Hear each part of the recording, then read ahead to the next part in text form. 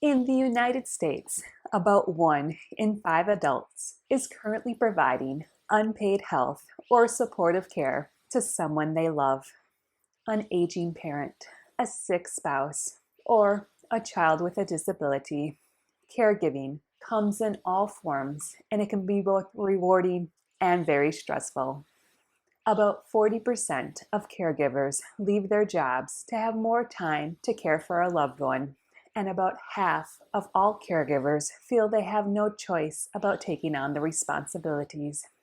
It takes patience, time, and energy to be a caregiver, and it is not always easy.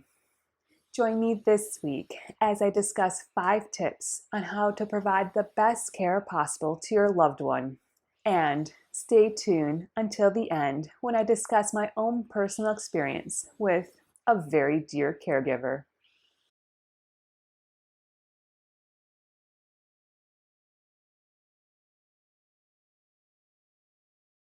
One of the most important factors when trying to be a good caregiver is practicing open communication. Caregivers should try their best to communicate with patience, understanding, and empathy. A lot of times, a person being taken care of can feel like he is being a burden or a nuisance. Healthy communication and reassurance can help this from occurring. You will also need to learn the skills required to care for your loved one. You will need to let your loved one know which ones you are and are not able to perform. If you cannot do a task, please do not be afraid to say no. And do not forget to keep communication open between you and your family and friends. When caregiving tasks may become overwhelming, do not be afraid to ask for help and voice your need for support.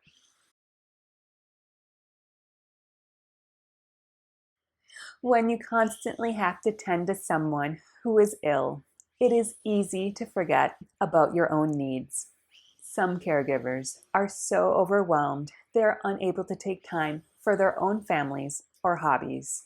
They may feel guilty being away from the person in need. However, in order to be a good caregiver, you need to take time for yourself.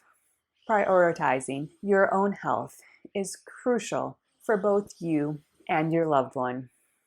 To help take care of yourself, try these tips. Join a caregiver support group. Eat at regular meal intervals and avoid stress snacking. Go outside and get some fresh air. Talk to someone once a day and get at least 7 to 8 hours of rest every night.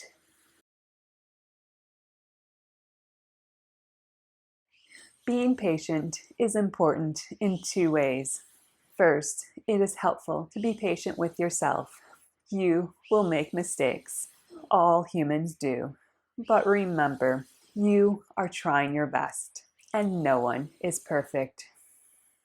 It is also good to be aware that sometimes communication can be difficult when you are a caregiver.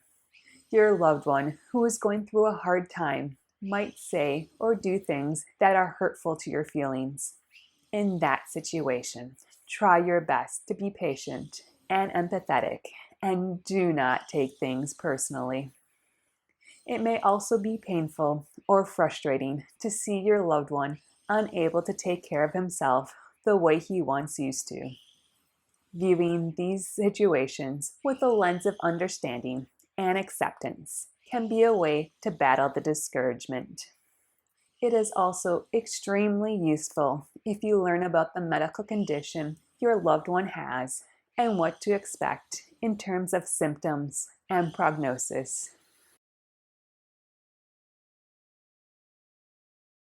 When spending so much time with one person and sharing his most intimate moments, it is still important to establish boundaries.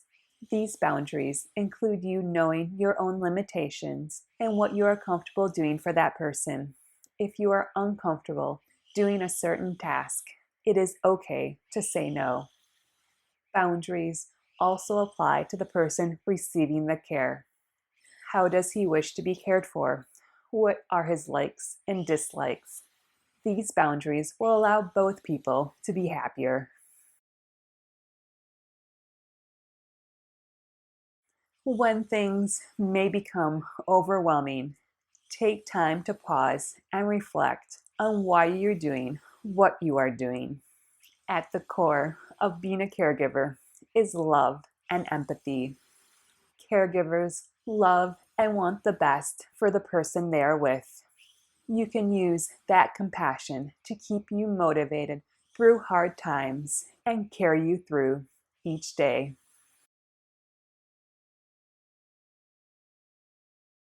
In 2009, my health took a significant nosedive.